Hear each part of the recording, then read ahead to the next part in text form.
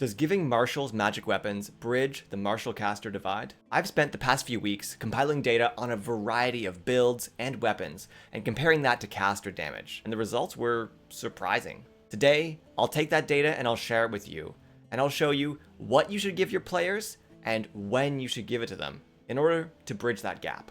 For those unfamiliar, the marshal-caster divide is the idea that casters are significantly more powerful than marshals in almost all aspects of the game, including the ones that marshals are supposed to be best at. There's no denying that spells are more versatile than whatever the marshals can do. But when it comes to raw, single target damage, how do they stack up? On my channel, I've done some comparisons before that talk about martial casters without magic weapons. Today, I want to throw them into the mix. Now let me introduce our martial builds we're using today. We have a Polearm Master Fighter, a Rogue that uses Booming Blade, a Polearm Master Barbarian, and a normal monk. Unfortunately, there isn't that much we can do to optimize monks, so... Then, to represent the caster side, we'll have a wizard and a druid. Note, they'll only be using 1/3 of their spells in these calculations. When possible, they'll be using their spells for blasting, but they'll be using their one big spell of the encounter to do a summon spell, preferably of the Tasha variety. Because I'm gonna upcast Conjure Animals to get 24 Velociraptors. Thanks, wizards. Now let me show you these calculations. In this graph, the x-axis is the character's level, the y-axis is the damage output, but with a slight twist. In order to put DPR numbers into context, I'm showing it as a percentage of a deadly encounter, meaning how much of the HP of an encounter your character is taking out. I call this combat space. A party of 4 that take up 25% combat space will then take out 100% of a deadly encounter. Of course, as levels increase, encounter HP goes up, so if your damage output stays the same, your combat space is going to decrease. Think of it like damage inflation. Inflation gets us everywhere. The gap actually favors marshals in the beginning, but casters quickly catch up and outpace them. Now let's add magic weapons into the mix and see how they compare. But first, we need to figure out what to add and when to add them. Let's take a look at when first. Straight-classed marshals usually see dips in damage output in a couple places.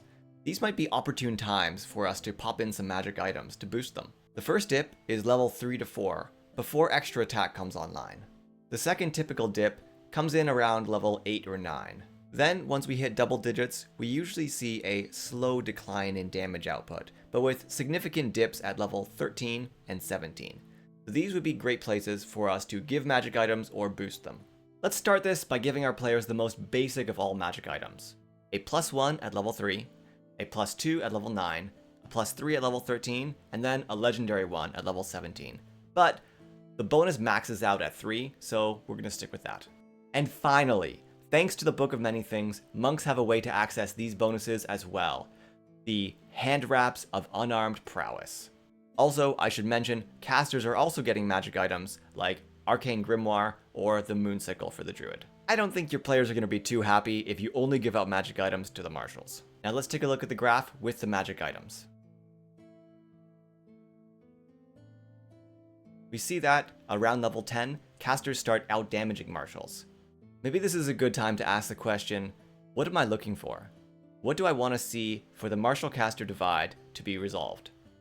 For a caster, spell slots 6 to 9 can only be used once a day, so as the scarcity of the spell goes up, the potency goes up too. Fair enough. If, at high levels, a caster is using their big spell of the day and they out-damage a marshal, that's fine with me. But the marshal better be close behind. And right now, they're trailing a little too far behind for my liking, especially the monk and the rogue. Tangent here.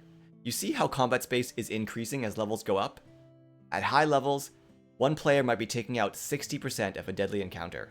If you have a party of 4, they'll be taking out 240% of a deadly encounter. Can you see how some people say that challenge rating is broken? Now, back to the magic items. So if basic magic items aren't enough, what should we give them? Maybe a better question is, what can we give them?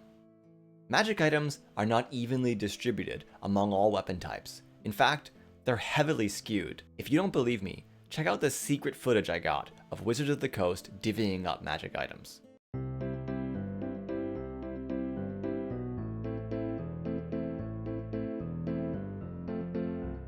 And if that video evidence wasn't enough to convince you, here is a table showing the distribution. As you can see, swords are clearly the prime target for magic items. But it's interesting that the most optimized builds often use the weapons that have the fewest magical options. Things like hand crossbows and polearms. And the most optimal of all weapon types has the fewest: unarmed strikes. Oops, did I say optimal? I meant the most hated by Wizards of the Coast. But maybe the distribution of weapons are actually a design choice in order to limit the power of the most powerful builds and increase the power of the weaker builds.